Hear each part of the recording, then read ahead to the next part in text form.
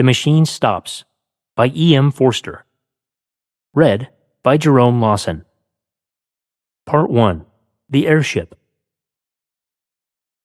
Imagine, if you can, a small room, hexagonal in shape, like the cell of a bee. It is lighted neither by window nor by lamp, yet it is filled with a soft radiance. There are no apertures for ventilation, yet the air is fresh. There are no musical instruments. And yet, at the moment that my meditation opens, this room is throbbing with melodious sounds. An armchair is in the center. By its side, a reading desk. That is all the furniture. And in the armchair, there sits a swaddled lump of flesh. A woman, about 5 feet high, with a face as white as a fungus. It is to her that the little room belongs. An electric bell rang. The woman touched a switch, and the music was silent. I suppose I must see who it is, she thought, and set her chair in motion. The chair, like the music, was worked by machinery, and it rolled her to the other side of the room where the bell still rang importunately. Who is it? She called. Her voice was irritable, for she had been interrupted often since the music began. She knew several thousand people. In certain directions, human intercourse had advanced enormously. But when she listened into the receiver, her white face wrinkled into smiles, and she said, Very well, let us talk. I will isolate myself. I do not expect anything important will happen for the next 5 minutes, for I can give you fully 5 minutes, Kuno. Then I must deliver my lecture on music during the Australian period. She touched the isolation knob so that no one else could speak to her. Then she touched the lighting apparatus, and the little room was plunged into darkness. Be quick, she called, her irritation returning. Be quick, Kuno. Here I am in the dark, wasting my time. But it was fully 15 seconds before the round plate that she held in her hands began to glow. A faint blue light shot across it, darkening to purple, and presently she could see the image of her son, who lived on the other side of the earth, and he could see her. Kuno, how slow you are. He smiled gravely. I really believe you enjoy dawdling. I've called you before, Mother, but you are always busy or isolated. I have something particular to say. What is it, dearest boy? Be quick. Why could you not send it by pneumatic post? Because I prefer saying such a thing. I want... Well?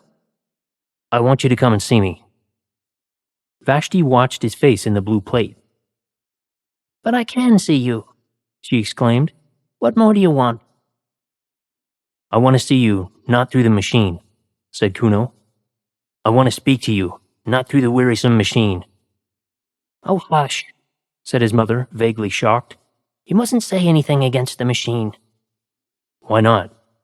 One mustn't. You talk as if a god had made the machine, cried the other. I believe that you pray to it when you're unhappy. Men made it. Do not forget that. Great men, but men. The machine is much, but it is not everything. I see something like you in this plate, but I do not see you.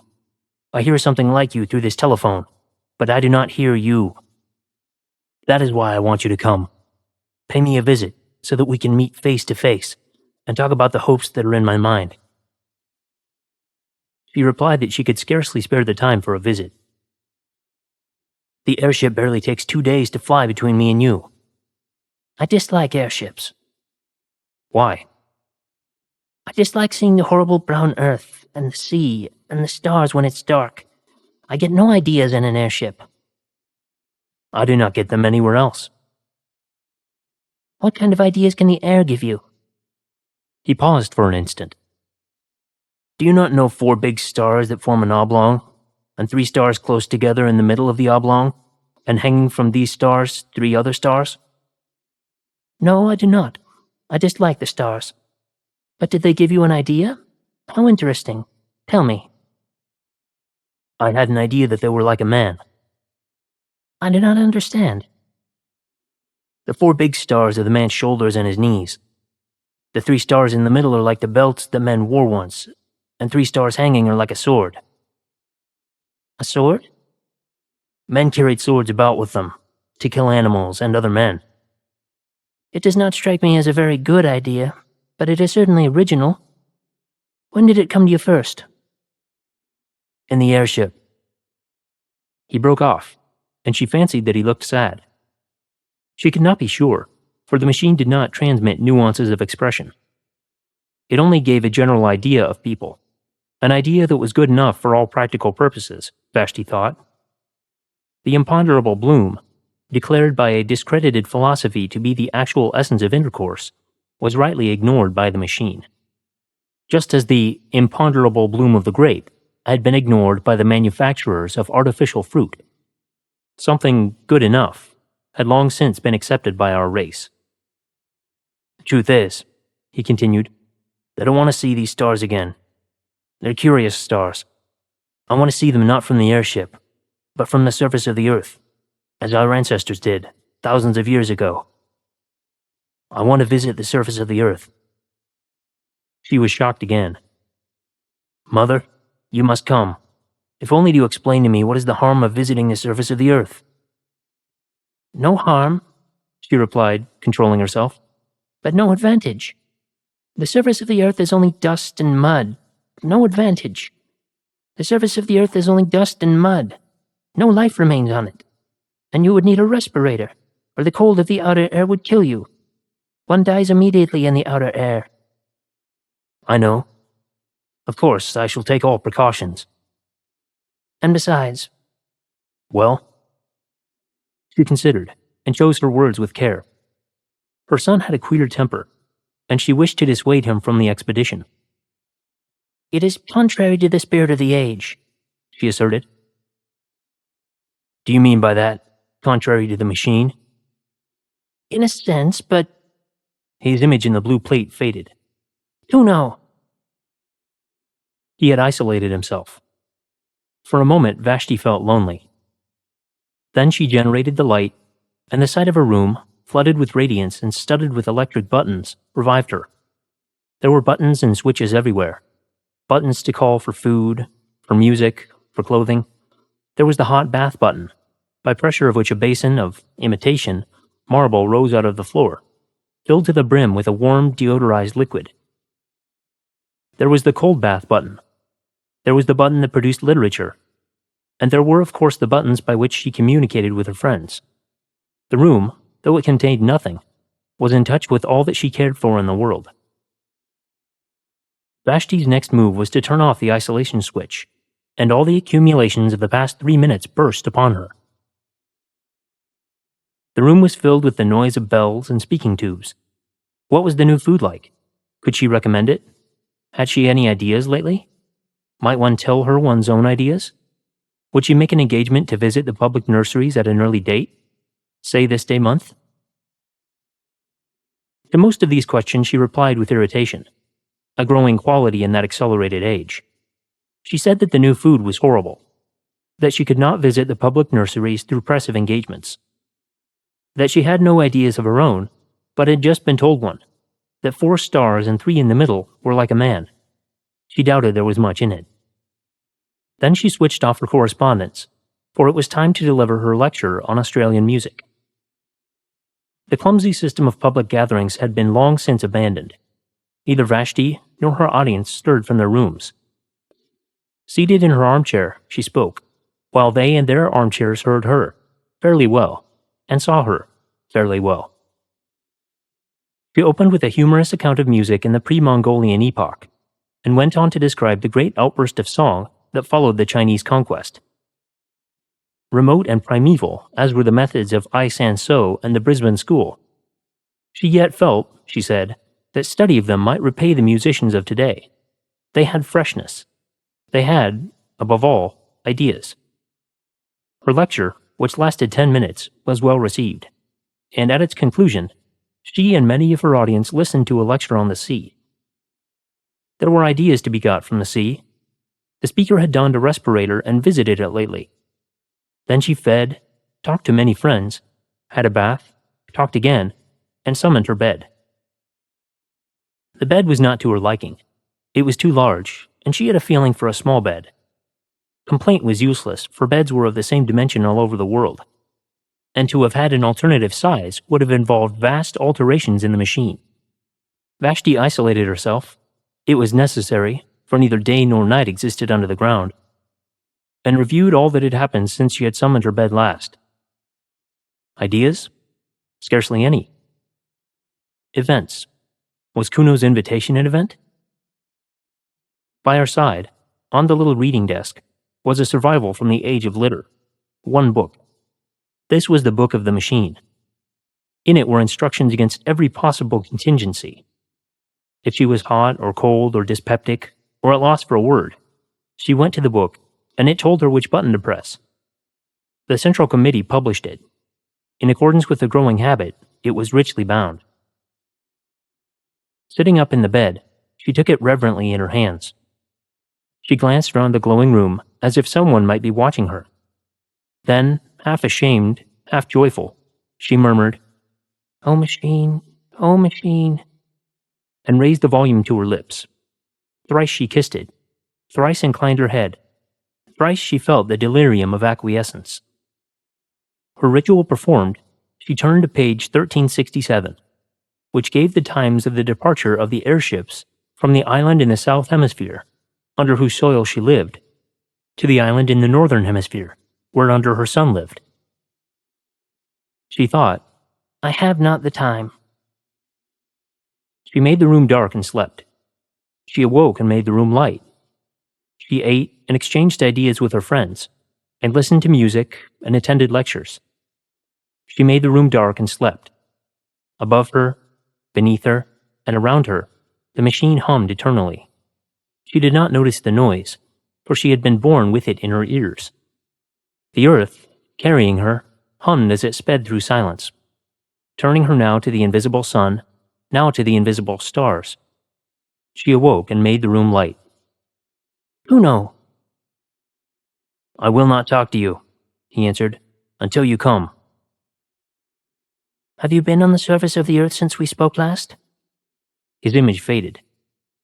Again she consulted the book. She became very nervous and lay back in her chair palpitating. Think of her as without teeth or hair. Presently she directed the chair to the wall and pressed an unfamiliar button. The wall swung apart slowly. Through the opening she saw a tunnel that curved slightly, so that its goal was not visible. Should she go to see her son, here was the beginning of the journey. Of course she knew all about the communication system. There was nothing mysterious in it. She would summon a car, and it would fly with her down the tunnel until it reached the lift that communicated with the airship station. The system had been in use for many, many years, long before the universal establishment of the machine. And of course she had studied the civilization that had immediately preceded her own. The civilization that had mistaken the functions of the system and had used it for bringing people to things, instead of bringing things to people. Those funny old days, when men went for change of air, instead of changing the air in their rooms. And yet, she was frightened of the tunnel. She had not seen it since her last child was born. It curved, but not quite as she remembered. It was brilliant, but not quite as brilliant as a lecturer had suggested. Vashti was seized with the terrors of direct experience. She shrank back into the room, and the wall closed up again. "Kuno," she said. "I cannot come to see you. I am not well." Immediately an enormous apparatus fell onto her out of the ceiling. A thermometer was automatically laid upon her heart. She lay powerless. Cool pads soothed her forehead. Kuno had telegraphed to her doctor. So the human passions still blundered up and down in the machine. Vashti drank the medicine that the doctor projected into her mouth, and the machinery retired into the ceiling. The voice of Kuno was heard asking how she felt. "Better." Then, with irritation, "But why do you not come to me instead?" "Because I cannot leave this place." "Why?" "Because, any moment, something tremendous may happen." "Have you been on the surface of the earth yet?" "Not yet." "Then what is it?" "I will not tell you through the machine." She resumed her life. But she thought of Kuno as a baby, his birth, his removal to the public nurseries, her own visit to him there. His visits to her, visits which stopped when the machine had assigned him a room on the other side of the earth. Parents, duties of, said the book of the machine, cease at the moment of birth. Paragraph 422-327483. True, but there was something special about Kuno. Indeed, there had been something special about all her children. And, after all, she must brave the journey if he desired it. And something tremendous might happen. What did that mean? The nonsense of a youthful man, no doubt, but she must go. Again she pressed the unfamiliar button.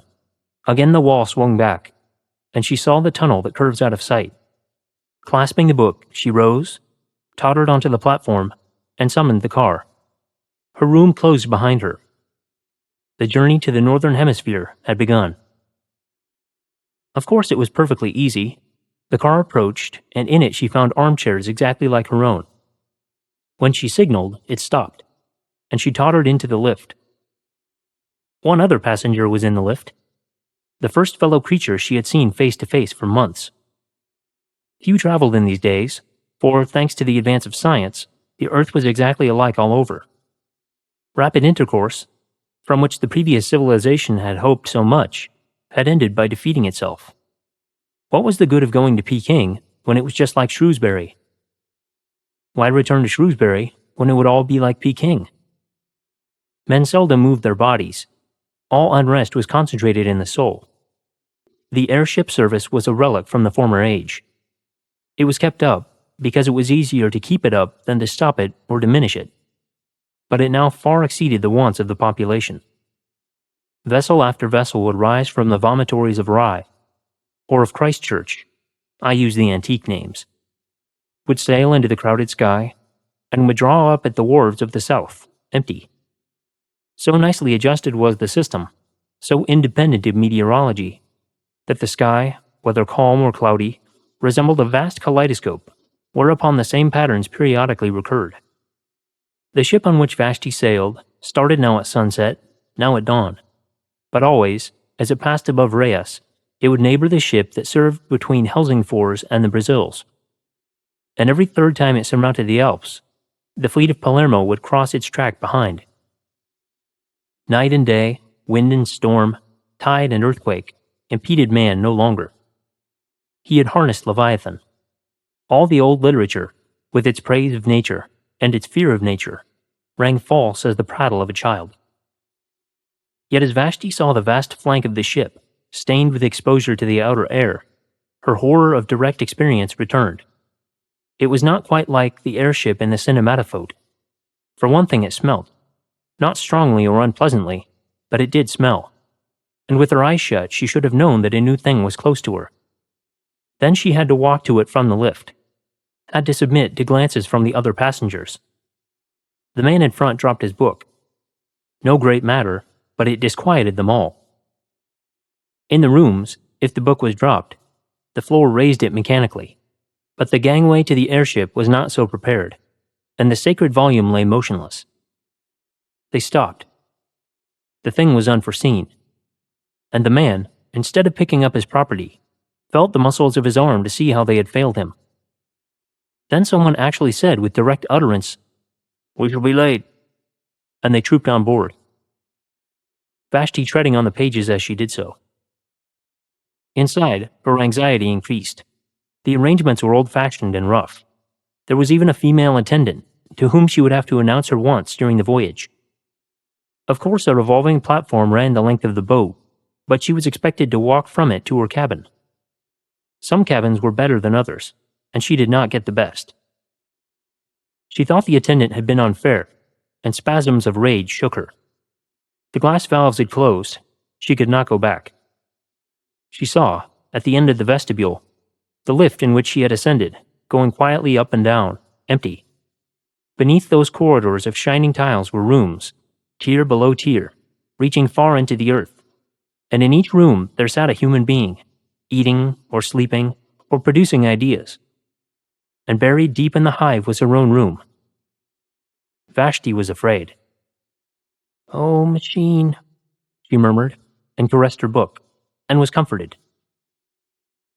Then the sides of the vestibule seemed to melt together, as do the passages that we see in dreams. The lift vanished. The book that had been dropped slid to the left and vanished.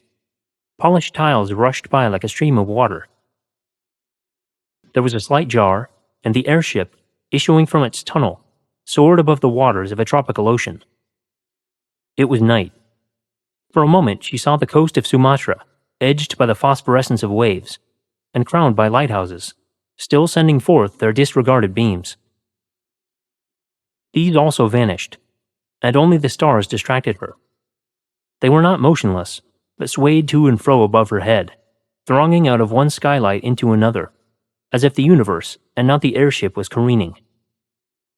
And, as often happens on clear nights, they seemed now to be in perspective, now on a plane, now piled tier beyond tier into the infinite heavens, now concealing infinity, a roof limiting forever the visions of men. In either case they seemed intolerable. "Are we to travel in the dark?" called the passengers angrily, and the attendant, who had been careless, generated the light, and pulled down the blinds of pliable metal. When the airships had been built, the desire to look direct at things still lingered in the world, hence the extraordinary number of skylights and windows, and the proportionate discomfort to those who were civilized and refined. Even in Vashti's cabin, one star peeped through a flaw in the blind, and after a few hours' uneasy slumber, she was disturbed by an unfamiliar glow, which was the dawn. Quick as the ship had sped westwards, the earth had rolled eastwards quicker still, and had dragged back Vashti and her companions toward the sun.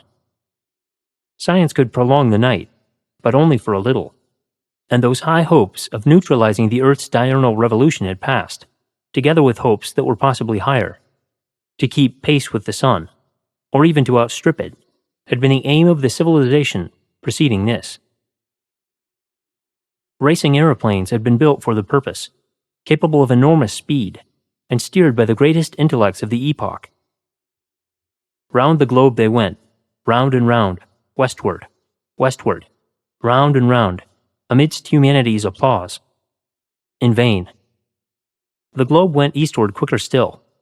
Horrible accidents occurred, and the committee of the machine, at the time rising into prominence, declared the pursuit illegal, unmechanical, and punishable by homelessness. Of homelessness more will be said later.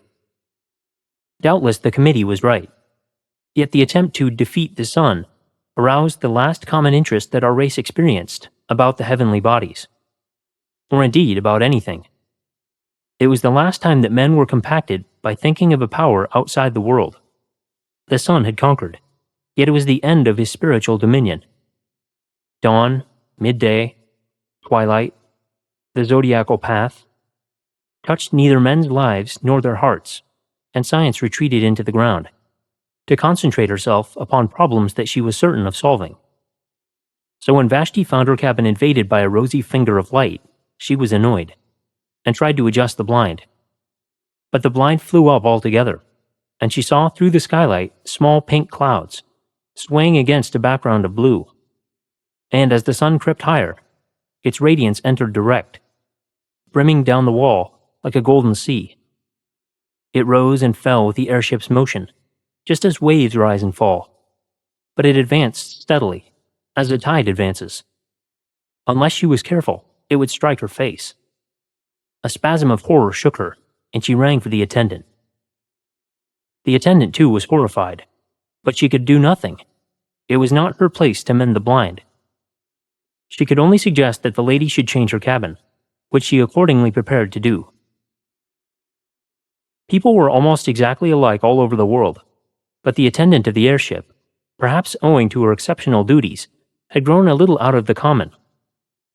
She had often to address passengers with direct speech, and this had given her a certain roughness and originality of manner. When Vashti swerved away from the sunbeams with a cry, she behaved barbarically. She put out her hand to steady her. "How dare you!"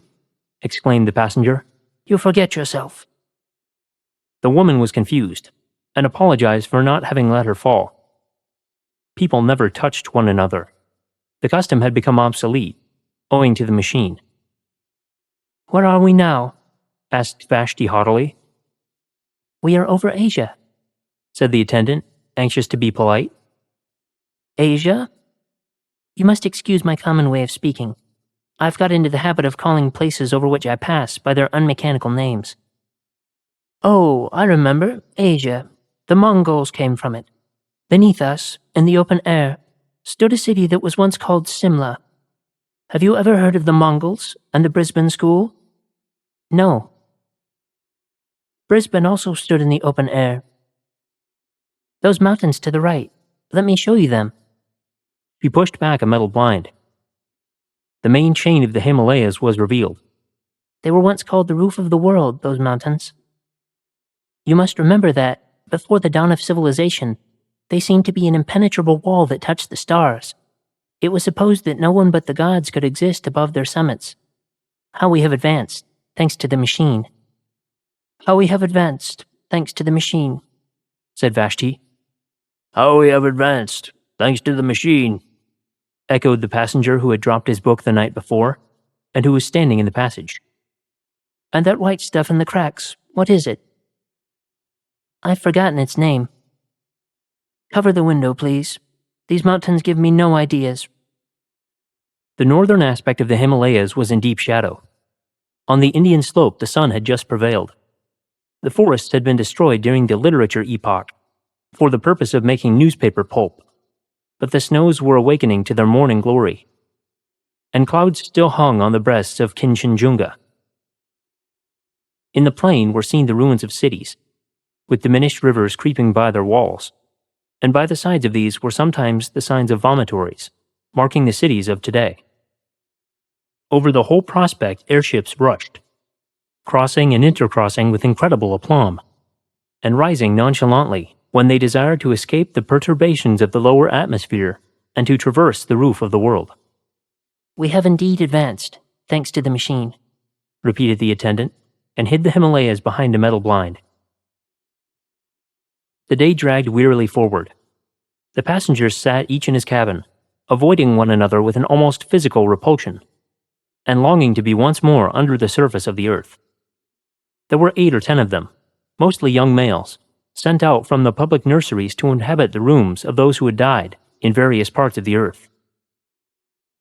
The man who had dropped his book was on the homeward journey. He had been sent to Sumatra for the purpose of propagating the race. Vashti alone was traveling by her private will. At midday, she took a second glance at the earth. The airship was crossing another range of mountains, but she could see little, owing to the clouds. Masses of black rock hovered below her, and merged indistinctly into gray.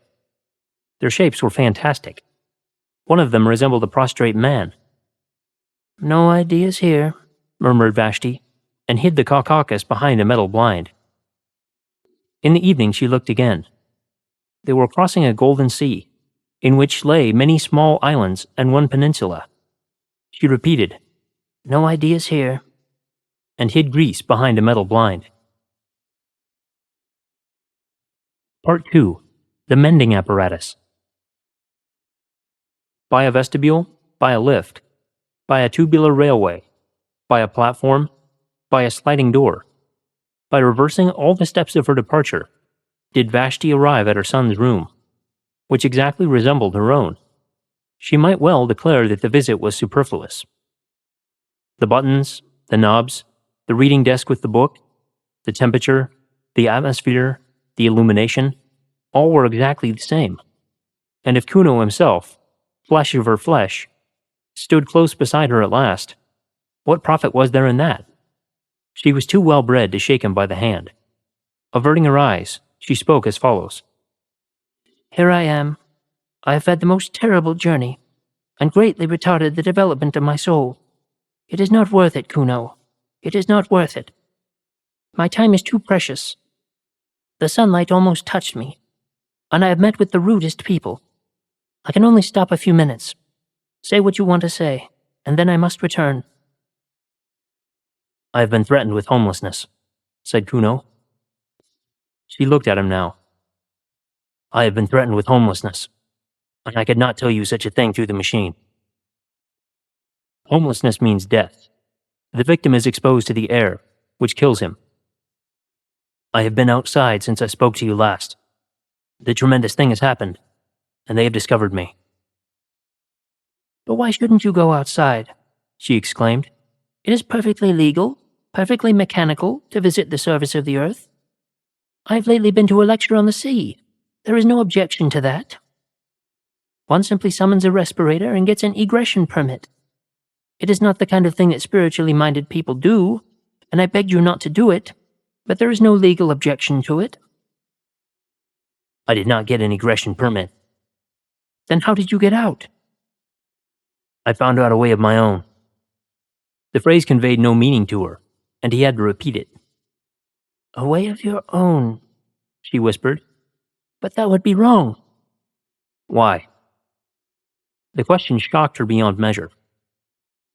"You're beginning to worship the machine," he said coldly. "You think it irreligious of me to have found a way out of my own. It was just what the committee thought when they threatened me with homelessness." At this she grew angry.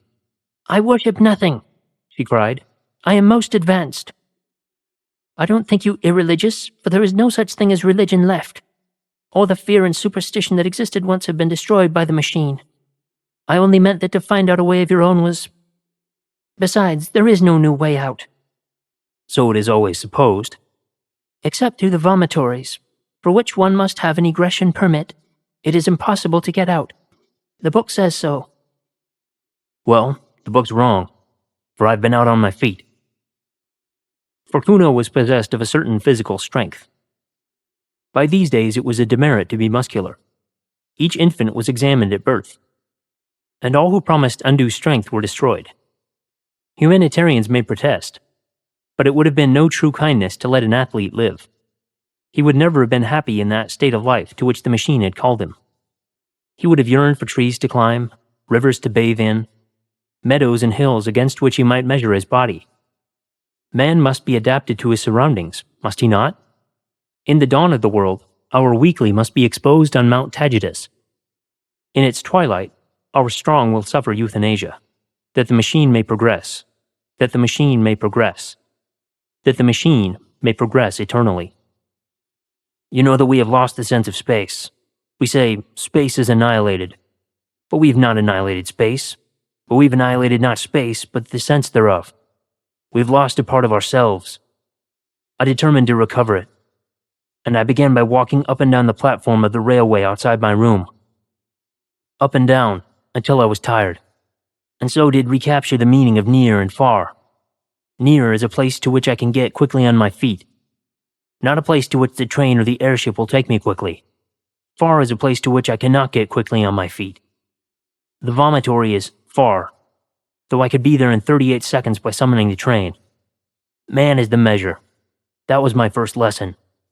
Man's feet are the measure for distance. His hands are the measure for ownership. His body is the measure for all that is lovable and desirable and strong. Then I went further. It was then that I called you for the first time, and you would not come. This city, as you know, is built deep beneath the surface of the earth, with only the vomitories protruding.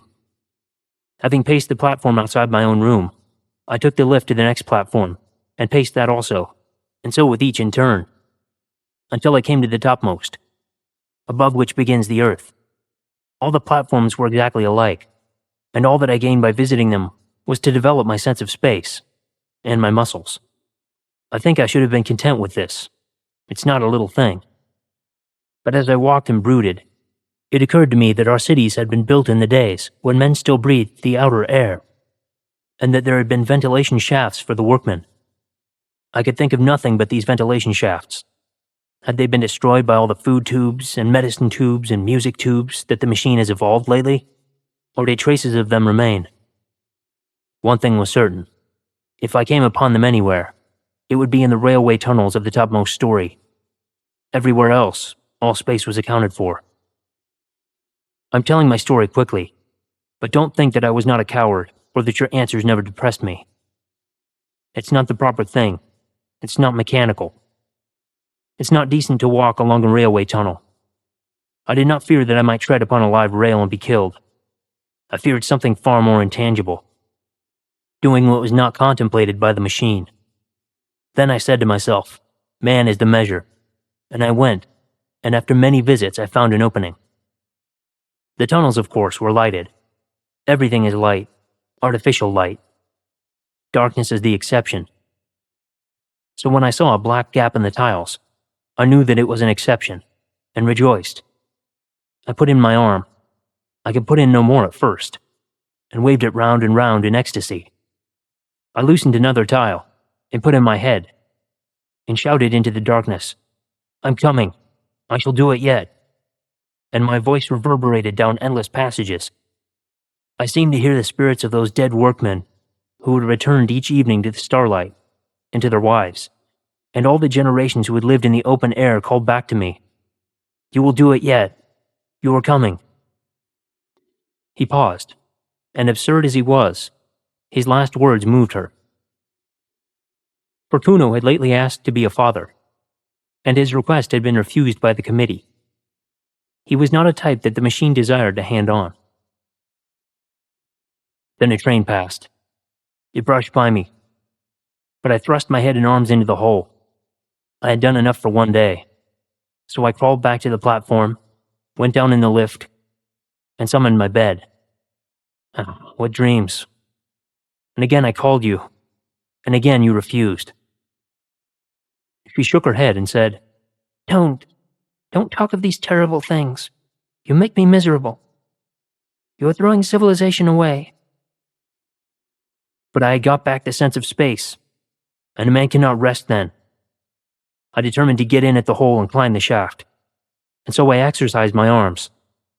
Day after day I went through ridiculous movements, until my flesh ached, and I could hang by my hands, and hold the pillow of my bed outstretched for many minutes. Then I summoned a respirator, and started. It was easy at first. The mortar had somehow rotted, and I soon pushed some more tiles in, and clambered after them into the darkness. And the spirits of the dead comforted me. I don't know what I mean by that. I just say what I felt. I felt, for the first time, that a protest had been lodged against corruption, and that even as the dead were comforting me, so I was comforting the unborn. I felt that humanity existed, and that it existed without clothes. How can I possibly explain this? It was naked. Humanity seemed naked. And all these tubes and buttons and machineries neither came into the world with us, nor will they follow us out, nor do they matter supremely while we're here. Had I been strong, I would have torn off every garment I had and gone out into the outer air unswaddled. But this is not for me, nor perhaps for my generation. I climbed with my respirator and my hygienic clothes and my dietetic tabloids. Better thus than not at all. There was a ladder, made of some primeval metal. The light from the railway fell upon its lowest rungs, and I saw that it led straight upwards out of the rubble at the bottom of the shaft.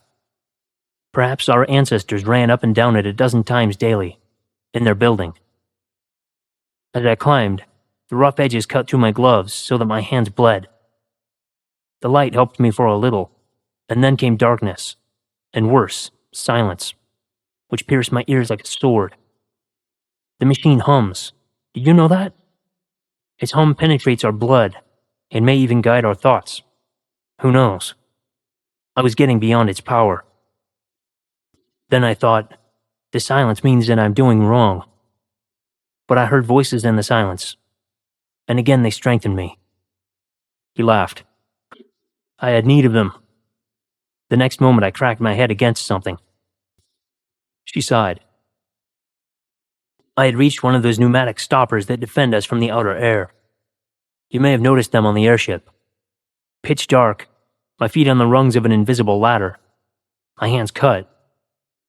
I can't explain how I lived through this part, but the voices still comforted me. And I felt for fastenings.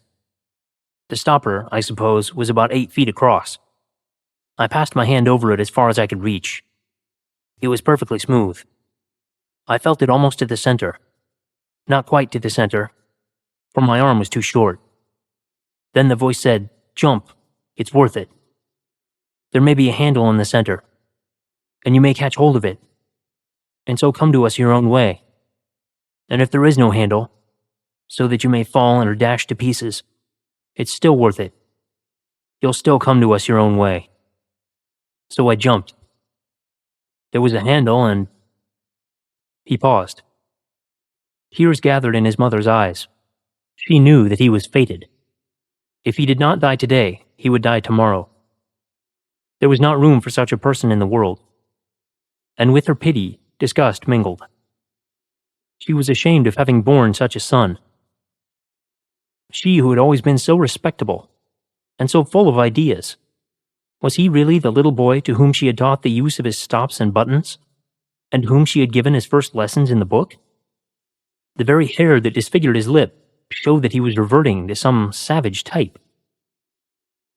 On atavism, the machine can have no mercy. There was a handle, and I did catch it. I hung tranced over the darkness and heard the hum of these workings as the last whispers in a dying dream. All the things I had cared about, and all the people I had spoken to through tubes appeared infinitely little. Meanwhile, the handle revolved. My weight had set something in motion, and I span slowly, and then... I cannot describe it. I was lying with my face to the sunshine. Blood poured from my nose and ears, and I heard a tremendous roaring. The stopper, with me clinging to it, had simply been blown out of the earth, and the air that we make down here was escaping through the vent into the air above. It burst up like a fountain. I crawled back to it, for the upper air hurts, and, as it were, I took great sips from the edge. My respirator had flown goodness knows where. My clothes were torn. I just lay with my lips close to the hole, and I sipped until the bleeding stopped. You can imagine nothing so curious. This hollow in the grass, I'll speak of it in a minute. The sun shining into it, not brilliantly, but through marbled clouds. The peace, the nonchalance, the sense of space, and, brushing my cheek, the roaring fountain of our artificial air. Soon I spied my respirator bobbing up and down in the current high above my head, and higher still were many airships. But no one ever looks out of airships, and in any case, they couldn't have picked me up. There I was, stranded. The sun shone a little way down the shaft, and revealed the topmost rung of the ladder, but it was hopeless trying to reach it. I should either have been tossed up again by the escape, or else have fallen in and died. I could only lie on the grass, sipping and sipping, and from time to time glancing around me. I knew that I was in Wessex, for I had taken care to go to a lecture on the subject before starting. Wessex lies above the room in which we're talking now. It was once an important state. Its kings held all the southern coast from the Andredswald to Cornwall, while the Wansdyke protected them on the north, running over the high ground. The lecturer was only concerned with the rise of Wessex, so I don't know how long it remained in international power, nor would the knowledge have assisted me. To tell the truth, I could do nothing but laugh during this part. There was I, with a pneumatic stopper by my side, and a respirator bobbing over my head, imprisoned, all three of us, in a grass-grown hollow that was edged with fern. Then he grew grave again. Lucky for me that it was a hollow, for the air began to fall back into it and fill it as water fills a bowl. I could crawl about. Presently I stood. I breathed the mixture, in which the air that hurts predominated whenever I tried to climb the sides. This wasn't so bad. I had not lost my tabloids, and remained ridiculously cheerful. As for the machine, I forgot about it altogether. My one aim now was to get to the top, where the ferns were, and to view whatever objects lay beyond. I rushed the slope. The new air was still too bitter for me, and I came rolling back, after a momentary vision of something gray. The sun grew very feeble, and I remembered that he was in Scorpio. I had been to a lecture on that, too. If the sun is in Scorpio, and you're in Wessex, it means that you must be as quick as you can, or it will get too dark. This is the first bit of useful information I've ever gotten from a lecture, and I expect it will be the last. It made me try frantically to breathe the new air. and to advance as far as I dared out of my pond. The hollow filled so slowly. At times I thought that the fountain played with less vigor. The respirator seemed to dance nearer the earth. The roar was decreasing. He broke off. I don't think this is interesting you. The rest will interest you even less. There are no ideas in it, and I wish that I had not troubled you to come. We are too different, Mother. She told him to continue. It was evening before I climbed the bank. The sun had very nearly slipped out of the sky by this time, and I could not get a good view. You, who have just crossed the roof of the world, will not want to hear an account of the little hills that I saw. Low, colorless hills. But to me they were living, and the turf that covered them was a skin, under which their muscles rippled, and I felt that those hills had called with incalculable force to men in the past, and that men had loved them. Now they sleep, perhaps forever. They commune with humanity in dreams. Happy the man, happy the woman, who wakes the hills of Wessex. For though they sleep, they will never die. His voice rose passionately.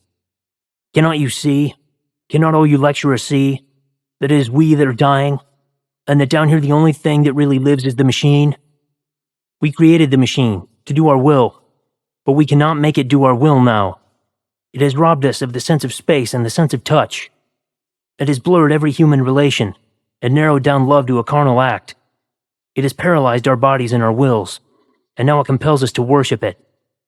The machine develops, but not on our lines. The machine proceeds, but not to our goal. We only exist as the blood corpuscles that course through its arteries, and if it could work without us, it would let us die. Oh, I have no remedy, or at least only one, to tell men again and again that I've seen the hills of Wessex as Alfred saw them when he overthrew the Danes. So the sun set. I forgot to mention that a belt of mist lay between my hill and other hills, and that it was the color of pearl. He broke off for the second time.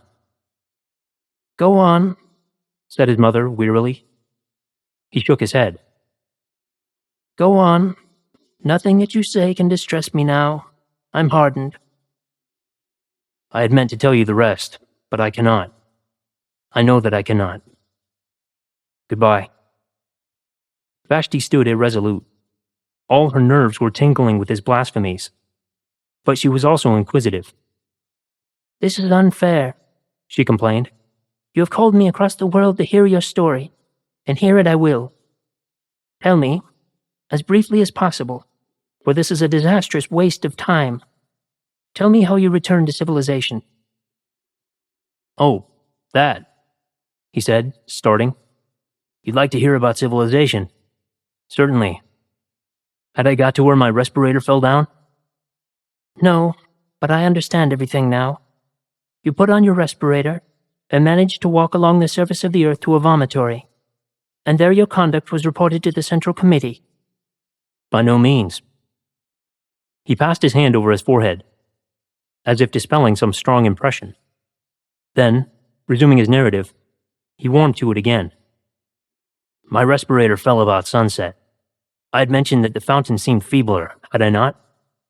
Yes. About sunset, it let the respirator fall.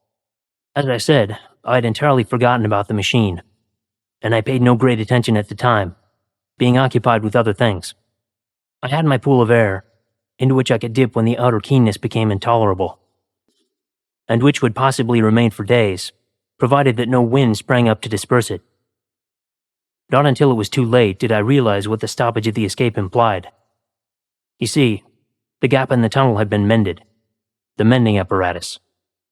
The mending apparatus was after me. One other warning I had, but I neglected it. The sky at night was clearer than it had been in the day, and the moon, which was about half the sky behind the sun, shone into the dell at moments quite brightly. I was in my usual place, on the boundary between the two atmospheres, when I saw something dark move across the bottom of the dell and vanish into the shaft. In my folly, I ran down. I bent over and listened, and I thought I heard a faint scraping noise in the depths. At this, but it was too late, I took alarm. I determined to put on my respirator and to walk right out of the dell, but my respirator had gone. I knew exactly where it had fallen, between the stopper and the aperture, and I could even feel the mark that it had made in the turf. It had gone, and I realized that something evil was at work, and I had better escape to the other air, and if I must die running towards the cloud that had been the color of a pearl. I never started. Out of the shaft. It's too horrible. A worm, a long white worm, had crawled out of the shaft and was gliding over the moonlit grass. I screamed. I did everything that I should not have done. I stamped upon the creature instead of flying from it, and it at once curled round my ankle. Then we fought. The worm let me run all over the dell, but edged up my leg as I ran. "Help!" I cried. That part is too awful. It belongs to the part that you'll never know. "Help!" I cried. Why cannot we suffer in silence? "Help!" I cried. When my feet were bound together, I fell. I was dragged away from the dear ferns in the living hills, and past the great metal stopper. I can tell you this part. And I thought it might save me again if I caught hold of the handle. It also was enwrapped. The whole dell was full of the things. They were searching in all directions. They were denuding it. And the white snouts of others peeped out of the hole, ready if needed. Everything that could be moved they brought. Brushwood, bundles of fern, everything. And down we all went intertwined into hell. The last things that I saw, before the stopper closed after us, were certain stars. For I did fight. I fought to the very end. And it was only my head hitting against the ladder that quieted me. I woke up in this room. The worms had vanished. And my friends were calling to me down speaking tubes, to know whether I had come across any new ideas lately. Here his story ended.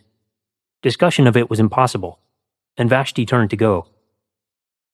"It will end in homelessness," she said quietly. "I wish it would," retorted Kuno. "The machine has been most merciful." "I prefer the mercy of God." "By that superstitious phrase, do you mean that you could live in the outer air?" "Yes." "Have you ever seen, round the great vomitories, the bones of those who were extruded after the Great Rebellion?" "Yes." "They were left where they perished for our edification. A few crawled away, but they perished too. Who can doubt it? And so with the homeless of our own day. The surface of the earth supports life no longer. "Indeed." "Ferns and a little grass may survive, but all higher forms have perished. Has any airship detected them?" "No." "Has any lecturer dealt with them?" "No." "Then why this obstinacy?" "Because I've seen them," he exploded. "Seen what?" "Because I have seen her in the twilight. Because she came to me when I called. Because she too was entangled by the worms, and, luckier than I, was killed by one of them piercing her throat." He was mad. Vashti departed. Nor, in the troubles that followed, did she ever see his face again. Part 3. The Homeless. During the years that followed Kuno's escapade, 2 important developments took place in the machine. On the surface they were revolutionary, but in either case men's minds had been prepared beforehand, and they did but express tendencies that were latent already. The first of these was the abolition of respirators. Advanced thinkers, like Vashti, had always felt it foolish to visit the surface of the earth. Airships might be necessary, but what was the good of going out for mere curiosity and crawling along for a mile or two in a terrestrial motor? The habit was vulgar, and perhaps faintly improper. It was unproductive of ideas, and had no connection with the habits that really mattered. So respirators were abolished. And with them, of course, the terrestrial motors. And except for a few lecturers who complained that they were debarred access to their subject matter, the development was accepted quietly. Those who still wanted to know what the Earth was like had, after all, only to listen to some gramophone, or to look into some cinematophote. And even the lecturers acquiesced when they found that a lecture on the sea was none the less stimulating when compiled out of other lectures that had already been delivered on the same subject. "Beware of first-hand ideas," exclaimed one of the most advanced of them. "First-hand ideas do not really exist. They are but the physical impressions produced by life and fear. And on this gross foundation, who could erect a philosophy?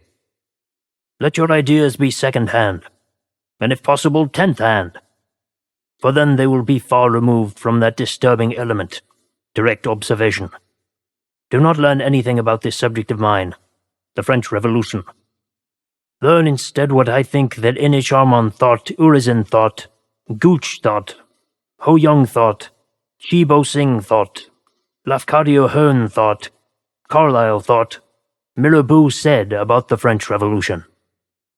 Through the medium of these 10 great minds, the blood that was shed at Paris, and the windows that were broken at Versailles, will be clarified to an idea which you may employ most profitably in your daily lives. But be sure that the intermediates are many and varied, for in history one authority exists to counteract another.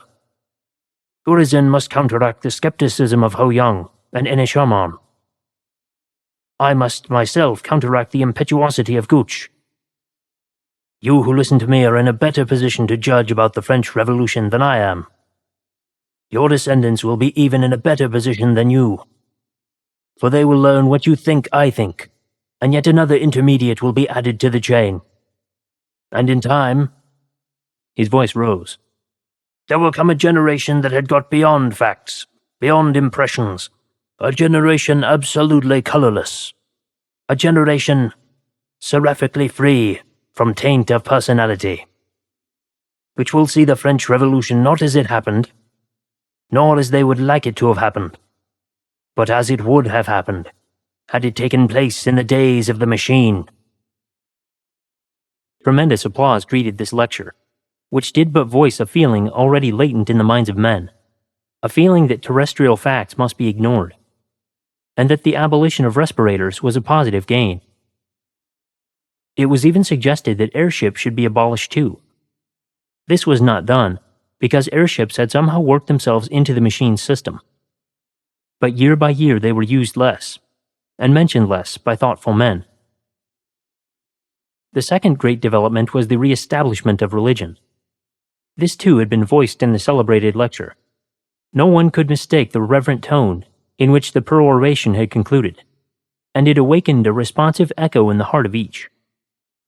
Those who had long worshipped silently now began to talk.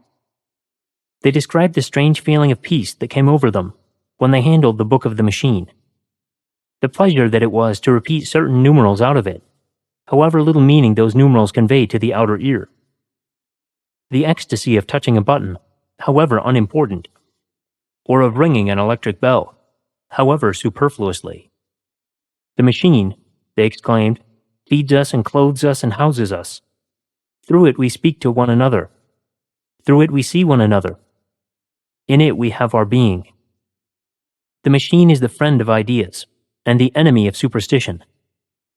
The machine is omnipotent, eternal. Blessed is the machine. And before long this allocution was printed on the first page of the book, and in subsequent editions the ritual swelled into a complicated system of praise and prayer. The word religion was sedulously avoided, and in theory the machine was still the creation and the implement of man. But in practice all, save a few retrogrades, worshipped it as divine. Nor was it worshipped in unity. One believer would be chiefly impressed by the blue optic plates, through which he saw other believers. Another by the Mending Apparatus, which sinful Kuno had compared to worms. Another by the lifts. Another by the book. And each would pray to this or to that, and ask it to intercede for him with the machine as a whole. Persecution, that was also present. It did not break out, for reasons that will be set forward shortly, but it was latent, and all who did not accept the minimum known as undenominational mechanism lived in danger of homelessness, which means death, as we know. To attribute these two great developments to the Central Committee is to take a very narrow view of civilization. The Central Committee announced the developments, it is true, but they were no more the cause of them than were the kings of the imperialistic period the cause of war. Rather did they yield to some invincible pressure, which came no one knew whither, and which, when gratified, was succeeded by some new pressure equally invincible. To such a state of affairs it is convenient to give the name of progress. No one confessed the machine was out of hand. Year by year it was served with increased efficiency and decreased intelligence. The better a man knew his own duties upon it, the less he understood the duties of his neighbor. And in all the world there was not one who understood the monster as a whole. Those master brains had perished. They had left full directions, it is true, and their successors had each of them mastered a portion of those directions. But humanity, in its desire for comfort, had overreached itself. It had exploited the riches of nature too far. Quietly and complacently, it was sinking into decadence. And progress had come to mean the progress of the machine. As for Vashti, her life went peacefully forward until the final disaster. She made her room dark and slept. She awoke and made the room light. She lectured and attended lectures. She exchanged ideas with her innumerable friends and believed she was growing more spiritual. At times a friend was granted euthanasia and left his or her room for the homelessness that is beyond all human conception. Vashti did not much mind. After an unsuccessful lecture, she would sometimes ask for euthanasia herself. But the death rate was not permitted to exceed the birth rate, and the machine had hitherto refused it to her. The troubles began quietly, long before she was conscious of them. One day she was astonished at receiving a message from her son. They never communicated, having nothing in common, and she had only heard indirectly that he was still alive, and had been transferred from the northern hemisphere, where he had behaved so mischievously, to the southern. Indeed, to a room not far from her own. Does he want me to visit him? She thought. Never again. Never. And I have not the time. Now it was madness of another kind. He refused to visualize his face upon the blue plate, and speaking out of the darkness with solemnity said, "The machine stops." What do you say? "The machine is stopping. I know it. I know the signs." She burst into a peal of laughter. He heard her and was angry, and they spoke no more. Can you imagine anything more absurd? She cried to a friend. A man who was my son believes that the machine is stopping. It would be impious if it was not mad. "The machine is stopping?" her friend replied. What does that mean? The phrase conveys nothing to me. Nor to me. He does not refer, I suppose, to the trouble there has been lately with the music. Oh no, of course not. Let us talk about music. Have you complained to the authorities? Yes, and they said it wants mending, and referred me to the committee of the Mending Apparatus. I complained of those curious gasping sighs that disfigure the symphonies of the Brisbane school. They sound like someone in pain. The committee of the Mending Apparatus say that it shall be remedied shortly. Obscurely worried, she resumed her life. For one thing, the defect in the music irritated her. For another thing, she could not forget Kuno's speech. If he had known that the music was out of repair, he could not know it, for he detested music. If he had known that it was wrong, the machine stops was exactly the venomous sort of remark he would have made. Of course he had made it at a venture, but the coincidence annoyed her, and she spoke with some petulance to the committee of the Mending Apparatus. They replied, as before, that the defect would be set right shortly. Shortly? At once? She retorted. Why should I be worried by imperfect music? Things are always put right at once. If you do not mend it at once, I shall complain to the Central Committee. No personal complaints are received by the Central Committee, the committee of the Mending Apparatus replied. Through whom am I to make my complaint, then? Through us. I complain, then. Your complaint shall be forwarded in its turn. Have others complained? The question was unmechanical, and the committee of the Mending Apparatus refused to answer it. It is too bad, she exclaimed to another of her friends. There never was such an unfortunate woman as myself. I can never be sure of my music now. It gets worse and worse each time I summon it. What is it? I do not know whether it is inside my head or inside the wall. Complain, in either case. I have complained, and my complaint will be forwarded, in its turn, to the Central Committee. Time passed, and they resented the defects no longer. The defects had not been remedied, but the human tissues in that latter day had become so subservient that they readily adapted themselves to every caprice of the machine. The sigh at the crises of the Brisbane Symphony no longer irritated Vashti. She accepted it as part of the melody. The jarring noise, whether in the head or in the wall, was no longer resented by her friend. And so with the moldy artificial fruit, so with the bath water that began to stink, so with the defective rhymes that the poetry machine had taken to emit. All were bitterly complained of at first, and then acquiesced in and forgotten. Things went from bad to worse, unchallenged. Someone is meddling with the machine, they began. Someone is trying to make himself king, to reintroduce the personal element.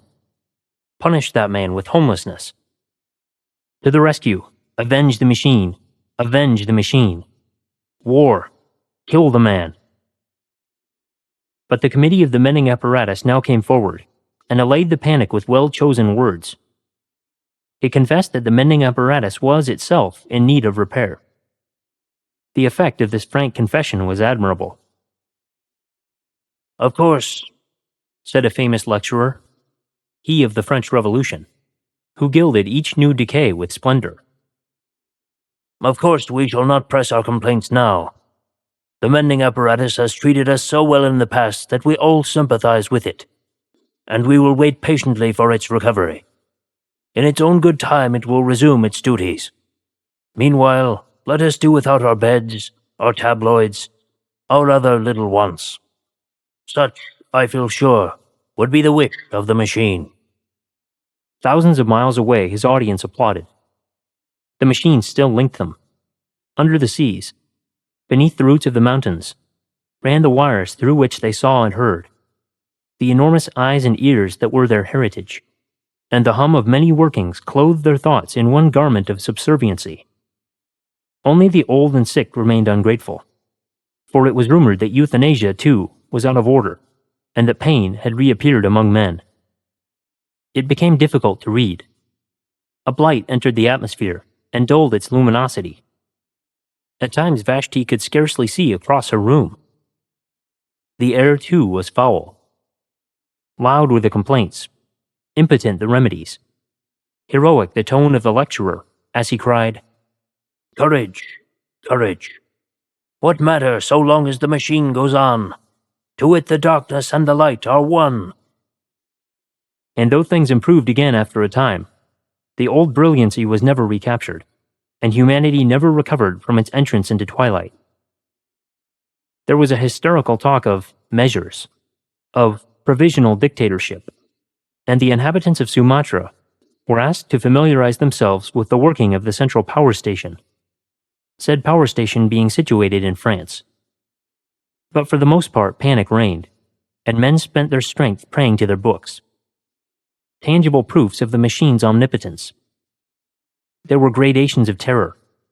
At times came rumors of hope. The mending apparatus was almost mended.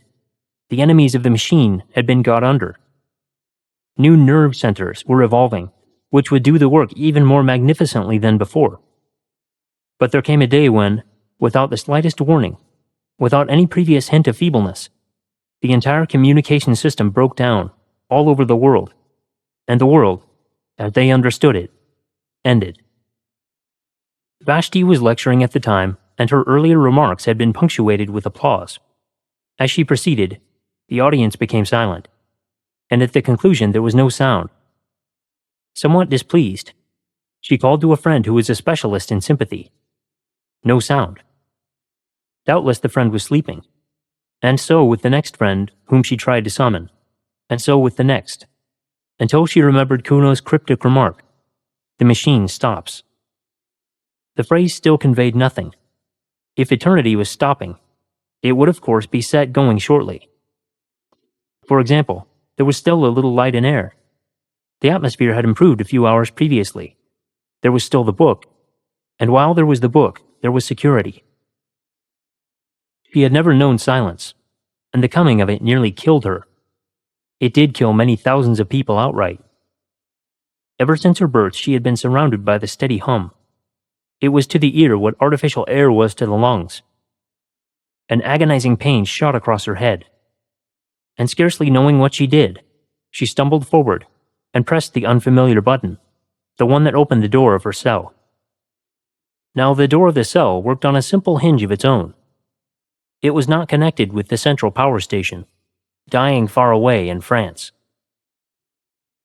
It opened, rousing immoderate hopes in Vashti, for she thought the machine had been mended. It opened, and she saw the dim tunnel that curved far away towards freedom. One look, and then she shrank back, for the tunnel was full of people. She was almost the last in that city to have taken alarm. People at any time repelled her, and these were nightmares from her worst dreams. People were crawling about, people were screaming, whimpering, gasping for breath, touching each other, vanishing in the dark, and ever and anon being pushed off the platform and onto the live rail. Some were fighting around the electric bells, trying to summon trains which could not be summoned. Others were yelling for euthanasia, or for respirators, or blaspheming the machine. Others stood at the doors of their cells, fearing, like herself, either to stop in them or to leave them. And behind all the uproar was silence. The silence which is the voice of the earth, and of the generations who have gone. No, it was worse than solitude. She closed the door again and sat down to wait for the end. The disintegration went on, accompanied by horrible cracks and rumbling. The valves that restrained the medical apparatus must have weakened, for it ruptured and hung hideously from the ceiling. The floor heaved and fell and flung her from her chair. A tube oozed towards her, serpent fashion, and at last the final horror approached. Light began to ebb, and she knew that civilization's long day was closing. She whirled around, praying to be saved from this at any rate. Kissing the book, pressing button after button. The uproar outside was increasing, and even penetrated the wall. Slowly the brilliancy of her cell was dimmed. The reflections faded from the metal switches. Now she could not see the reading stand. Now not the book, though she held it in her hand. Light followed the flight of sound. Air was following light, and the original void returned to the cavern, from which it had been so long excluded. Vashti continued to whirl, like the devotees of an earlier religion, screaming, praying, striking at the buttons with bleeding hands.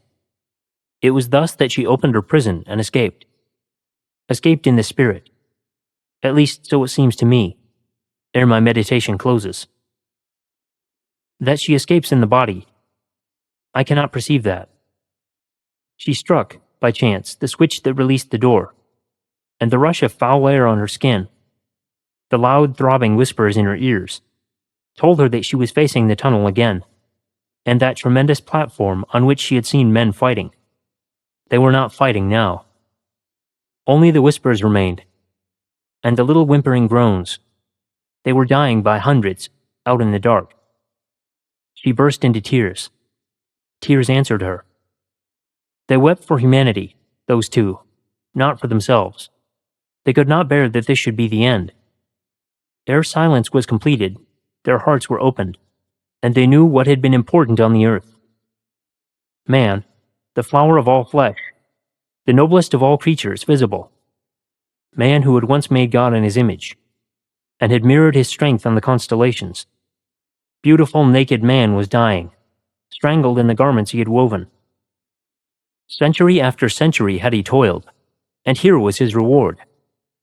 Truly the garment had seemed heavenly at first, shot with colors of culture, sewn with the threads of self-denial. And heavenly it had been, so long as man could shed it at will, and live by the essence that is his soul. And the essence, equally divine, that is his body. The sin against the body. It was for that they wept in chief.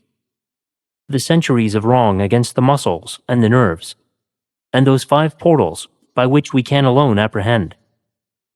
Glazing it over with talk of evolution, until the body was white pap, the home of ideas as colorless, last sloshy stirrings of a spirit that had grasped the stars.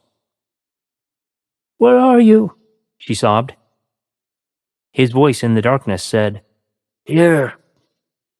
"Is there any hope, Kuno?" "None for us." "Where are you?" She crawled over the bodies of the dead. His blood spurted over her hands. "Quicker," he gasped. "I'm dying.